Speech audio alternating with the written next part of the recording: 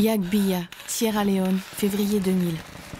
À plat ventre dans la poussière, Irène tremble de tous ses membres. Une main collée sur sa bouche pour étouffer ses gémissements. Elle rampe sur la terre battue. Restée dans l'ombre pour ne pas mourir. Son appareil photo équipé d'un lourd téléobjectif tressaute sur son dos et lui écorche les côtes. Dans la nuit, des coups de feu retentissent à intervalles réguliers, accompagnés d'éclairs de lumière blanc qu'elle aperçoit par la porte légèrement entrouverte. Quand l'assaut a commencé, Irène a tout juste eu le temps de se réfugier dans ce hangar de tôle ondulée. Cette mission était risquée, elle le savait.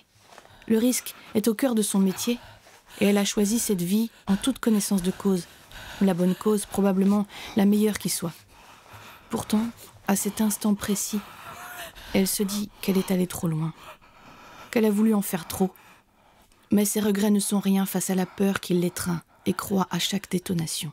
Des cris, certains très brefs, d'autres qui se prolongent en hurlements atroces, des éclats de voix autoritaires, des ordres aboyés, le bruit de courses effrénées et sans doute vaines.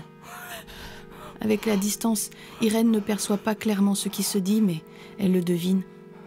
Ces paroles renferment des promesses de violence et de sang, de souffrance et de mort. Elle se bouche les oreilles. Elle ne veut pas entendre ça. Ce n'est pas la première fois et cependant, elle ne s'y habitue pas. Elle ne s'y habituera jamais. Elle pense à Peter, qui l'a poussée hors de son baraquement à la première alerte, l'exhortant à se mettre à l'abri. Peter, directeur d'un orphelinat paumé au cœur de la Sierra Leone, qui s'acharne jour après jour à offrir à des gamins censément sans avenir les moyens d'avancer malgré tout.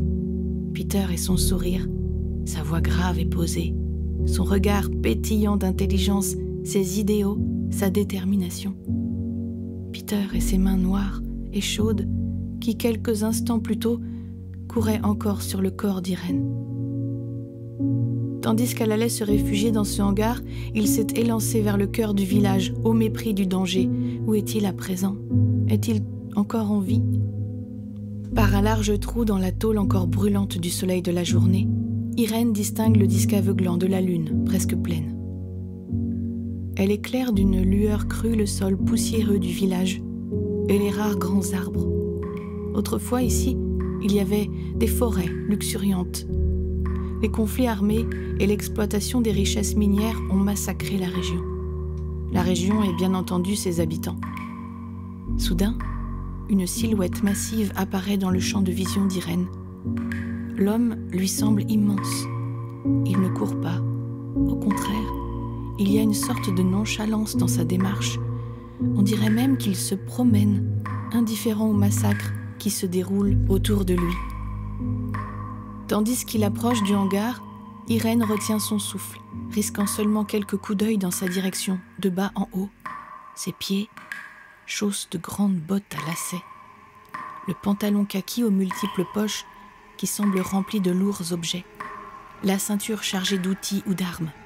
Elle distingue un gros couteau de chasse. La chemise camouflage et le gilet brun par-dessus. L'homme avance vers la porte entr'ouverte de son refuge. Maintenant, il est tout près. Malgré le danger, Irène ne peut le quitter des yeux fascinés. Elle aperçoit son visage blanc, presque blafard dans l'éclat de la lune. Sur ses lèvres flotte un sourire déplacé, entre ironie et cruauté blasée.